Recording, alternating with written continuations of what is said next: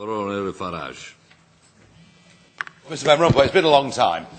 Lovely to see you. Today's November the 5th, a big celebration festival day in England. Just over 400 years ago, there was an attempt to blow up the Houses of Parliament with dynamite and to destroy our Constitution. That was a violent approach. You, of course, have taken the dull, technocratic approach to all of these things. And indeed, what you and your colleagues say time and again, you talk about e-initiatives and what you're going to do about unemployment. But the reality is, nothing in this union is getting any better. Indeed, the accounts, I thought it was 18 years in a row the accounts hadn't been signed off for. I'm now told that it's 19, and you're doing your best to tone down any criticism. Whatever growth figures you may have, they're pretty anemic, and youth unemployment in the Mediterranean is 50% plus in several states. And of course, you'll notice there is now a rise in opposition, real opposition, and much of it pretty ugly opposition, not stuff that I myself would want to link hands with. It was 3.5 years ago that I got into some trouble by questioning who your tailor was.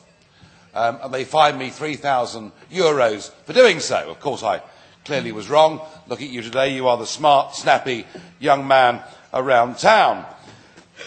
But there's no question that your legitimacy hasn't grown in those 3.5 years. In fact, neither you nor the Commission, even the Parliament, none of that connection with ordinary people has got greater.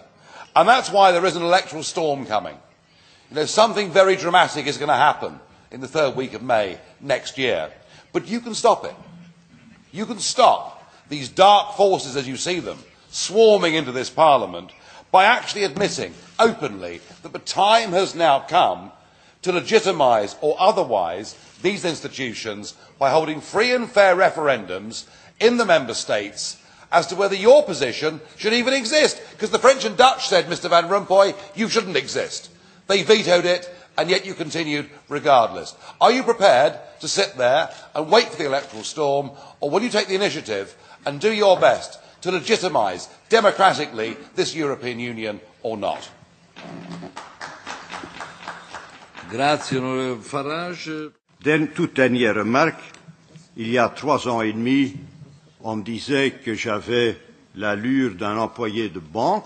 Maintenant, à moi seul, je peux arrêter une tempête électorale. Voilà, c'est une évolution invraisemblable.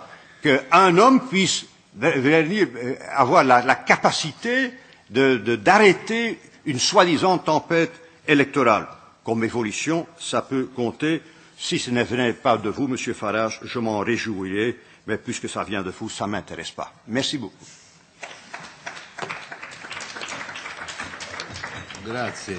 Grazie, onorevole Van Rompuy. La parola onorevole Farage.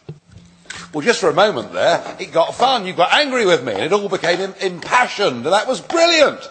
Because prior to that, it was the usual dirge, wasn't it? It was Mr Van Rompuy talking about a single supervisory mechanism, a resolution fund. What real people are talking about is the lack of jobs.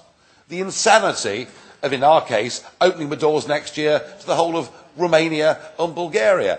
So maybe, Mr Van Rompuy, the answer is to ignore my pleas for a referendum, but just to sort of come out and start attacking me and the Eurosceptics, and maybe then we'll make it a real European election. But I warn you, the language that you and the rest of the European Commission use is not the way that ordinary people speak, it's not how they feel, and honestly, you sit there in front of that flag behind you, that flag and your position were rejected by the French and Dutch in 2005, you've carried on regardless, you have no legitimacy, let's fight it out on the battleground next May. Grazie onorevole Farage.